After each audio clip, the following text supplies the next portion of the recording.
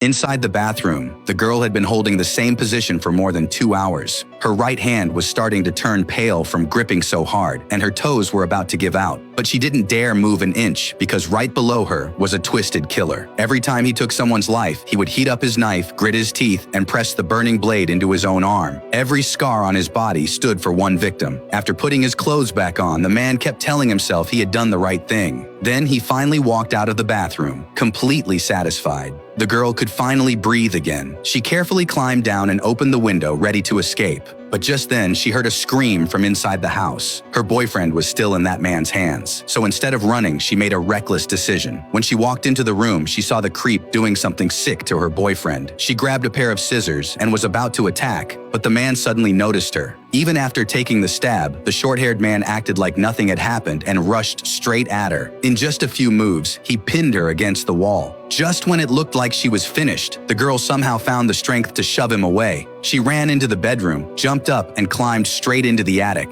Even the injured older brother hiding up there was stunned. But the girl didn't waste a second. She dragged a heavy box over the opening, then piled every thick book she could find on top of it. After blocking the entrance, she rushed to the window and screamed for help. But her boyfriend's house was a huge, isolated mansion. No matter how loud she shouted, nobody could hear her. Her crying only made the short-haired man downstairs more excited. Soon, wood chips started flying everywhere. It wouldn't take long before he drilled his way in. As the sound of the drill got louder and louder, the girl collapsed to the floor, having no idea what to do. But right when she was about to lose hope, she suddenly noticed a crossbow stored in the attic. The problem was, she searched everywhere and couldn't find a single arrow. Even worse, she accidentally cut herself on the crossbow. And just then, the box covering the attic entrance was shoved open. The short-haired man climbed up with a creepy smile on his face. He swept his flashlight around the attic and quickly figured out where the girl was hiding. Then he pulled back the cover, thinking he had found her. But it was only a dummy. The next second, the girl dropped from the beam like a completely different person. Before the man could react, she crawled out of the attic and jammed a wooden stick through the opening, locking him inside. No matter how angry he got, he couldn't break through. But at that moment, the unconscious older brother had already woken up. Instead of stopping her, he let her go. He knew he didn't have much time left, and before dying, he wanted to save his younger brother from becoming even worse. The girl rushed back to the bedroom and quickly untied her boyfriend. But the moment his mother removed the hood from her head, she saw the body on the floor and screamed in terror. Of course, the scream immediately brought the kidnappers back. Just like that, the mother and son were captured again. From them, the kidnappers realized the girl was still hiding somewhere inside the house. With no other choice, she quietly climbed back and hid again. Now the kidnappers started searching the entire house room by room. One of them walked into the exact room where the girl was hiding. At the very last second, she managed to jump back into the attic. Luckily, he didn't see her. Instead, he shoved the ladder away, then poured fuel all over the room, planning to burn the whole place down. The girl knew if she stayed there, she would burn alive. So she forced herself to steady the crossbow. The tiny click immediately made the kidnapper realize something was wrong, but it was already too late. This was the first time the girl had ever taken a life. She stared at him in shock, completely forgetting to finish the job.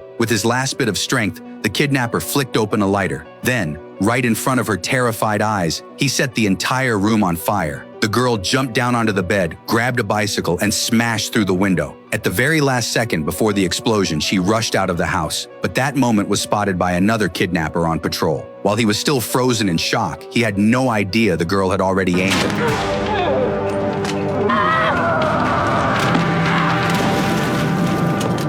She took him down too. After changing clothes, the girl suddenly heard someone calling for help from a nearby car. She opened the trunk and found her boyfriend's father inside. It turned out the kidnappers had used his identity as a bank manager to rob the biggest bank in town. But after being rescued, the father's expression seemed strangely off. The girl didn't have time to think about it. She put on one of the robber's masks, walked to the window, and knocked to lure the short-haired man outside. The short-haired man thought it was one of his partners, so he stepped out of the room. But the second he came out, the girl pointed a gun right at him.